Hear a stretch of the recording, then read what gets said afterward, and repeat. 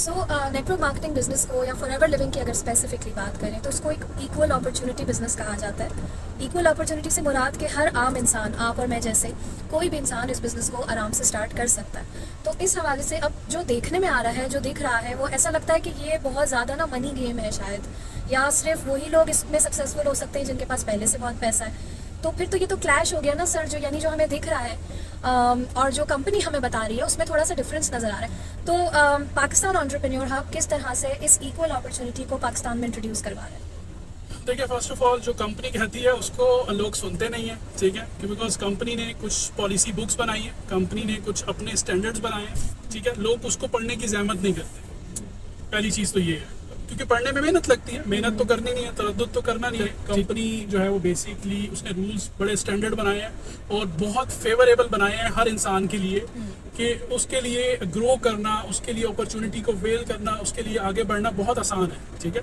But unfortunately यहाँ पर जो मिडिल लोग आ चुके हैं, एजेंट्स जिनको आप कह सकते हैं, उन लोगों ने इस चीज़ को जो है ना बड़ा सिस्टमाइज तरीके से जो है एक्सप्लॉइट कर दिया सिस्टम। हाँ, सिस्टम के अंदर रहकर सिस्टम को मिसयूज किया। बिकॉज देखें, हमेशा वो कहते हैं ना कि घर का भेदी जो होता है वही लगता है, ठीक है। तो वो यहाँ पे सूट करता है कि सिस्टम को पहले अंडरस्टैंड किया और फिर सिस्टम के अंदर ही जो है वो अपनी गेम जो है वो प्लान कर ली। इसलिए उन्होंने ये बात आपने अच्छा हुआ मेंशन कर दी, क्योंकि बहुत से लोग जब मुझे अप्रोच करते हैं तो वो ये कहते हैं कि मैम वो तो हमें फॉरएवर के अपने चेक्स दिखाते हैं, वो तो ट्रिप्स पे भी गए हैं, तो आप लोग क्यों कह रहे हैं कि ये लोग स्कैम कर रहे हैं? मतलब क्या ये सब फेक है? तो मैं उनको यही बताती हूँ कि नहीं, देखें, व्हेन वी से कि they are scamming, it does not mean कि they are not registered in forever, they are distributors, लेकिन द वे जिस तरह से वो काम कर रहे हैं पाकिस्तानी मार्केट में वो अनएथिकल है। लोगों को वो स्कैम कर रहे हैं, फॉरएवर स्कैम नहीं कर रही, फॉरएवर का इससे कोई ताल्लुक नहीं है, बट उनका तरीकाकार जो है बिजनेस करने का वो गलत है और वो लोगों को मिसगाइड करते हैं और स्कैम करते हैं। तो ये एक थोड़ा सा फर्क है। जी सर। लोग यही नहीं समझते कि भाई इक्वल अपॉर्चुनिटी का मतलब क्या हमारा, ठीक है।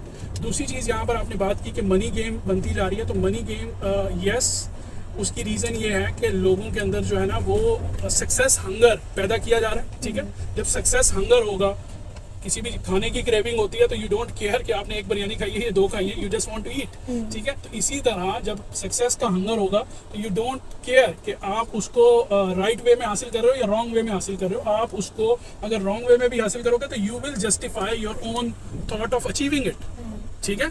आप ऑफ कोर्स यहाँ पे जो अंडरस्टैंडिंग करने वाली बात ये है, सक्सेस को सिर्फ पैसों से मुंसलिक करके जो है वो आप लोगों के माइंड को जो है ना वो शॉर्ट कर रहे हैं, ठीक है। उनका विजन बड़ा ही नहीं कर पा रहे, ठीक है। लेट्स सपोज एक और मैं एग्जांपल आपको देता हूँ। रेस आपने मैराथन्स देखी होंगी, मैराथन्स के अंदर आपको पता है कि चाहे वो छोटी मैराथन्स हो, मैराथन से मुराद ये है कि चाहे वो 100 मीटर्स की हो या 3 किलोमीटर्स की हो, उनके अंदर पहले तो वो स्ट्रेट रोड्स होते हैं, फिर कुछ उसमें हर्डल्स भी रखते हैं। वो क्यों रखते हैं? इसलिए कि दे कांट अंडरस्टैंड कि पीपल की रेस स्पीड किस लिए है। वो ये भी देख सकें कि इनका हर्डल को एक्सेस करने का या असेस करने का माइंडसेट भी डेवलप हुआ है या नहीं हुआ, स्ट्रैटेजी क्या है, ठीक है।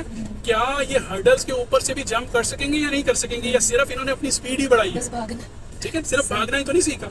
सो इम्पोर्टेंट चीज़ ये है कि यहाँ पर भी सेम चीज़ है कि आप बिजनेस मॉडल का उनको ऐसा रूप दे देते हो कि भाई 4 महीने में आप ये हासिल कर लोगे, 6 महीने में आप ये कर लोगे, सो व्हाट, कर लिया आपने हासिल, वो भाग भाग के बर्नआउट हो जाएंगे, तो बर्नआउट के बाद क्या करेंगे, राइट। सो अब एग्जांपल मैं आपको एक और चीज़ भी देता हूँ कि एक बंदा है, वो कहता है कि जी मैंने लेट्स सपोज जो है वो 70 लाख 80 लाख रुपए कमा लिए, राइट। अब 70 लाख 80 लाख रुपए कमा लिए, एक कैलकुलेशंस के हिसाब से लेट्स सपोज आपकी टीम में जो है वो मिनिमम 800,000 लोग आ चुके हैं। क्या उन 800,000 लोगों में से 8 या 10 लोग भी ऐसे हैं जिन्होंने 80 लाख रुपए कमाए? क्वेश्चन, टाइम क़यामत तक है, जवाब है तो फिर आना, ठीक है। सो इम्पोर्टेंट चीज़ ये है कि जब तक आपके पास इन चीज़ों के आंसर्स नहीं है, इसका मतलब है कि आपके पास कॉन्सेप्ट की अंडरस्टैंडिंग ही नहीं हुई। ये माइनर से क्वेश्चंस हैं, ये कोई इस रॉकेट साइंस नहीं है कि जिसके लिए आपको साइंटिस्ट होना पड़ेगा इन चीज़ों को समझने के लिए। आपको सिर्फ इन चीज़ों को समझने के लिए इतनी अंडरस्टैंडिंग होनी चाहिए कि जो बिजनेस है, it's a business, it's not a scheme.